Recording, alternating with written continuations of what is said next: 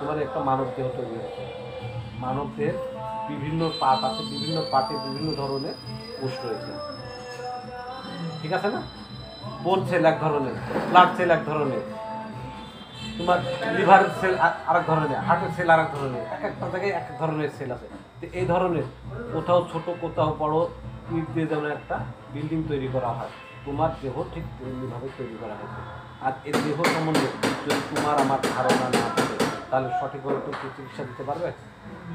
তাহলে পরে একটা সাধারণ মানুষ কী করে যে কোনো দোকান থেকে বা যে কোনো কারো কাছ থেকে ওষুধ কিনে খেতে পারে বা খায়?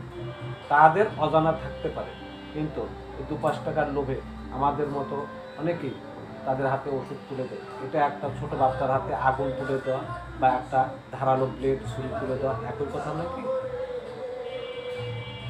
আমাদের ব্যবসায়িক হিসাবে যে সমস্ত ছেলেরা বা যে সমস্ত মানুষরা ওষুধের দোকান করে তাদেরও সচেতন হতে হবে, এবং আমাদের সাধারণ মানুষকে সচেতন হতে হবে। কারণ সচেতনতা বিকল্প কোনো কিছু আছে বলে আমি মনে করি।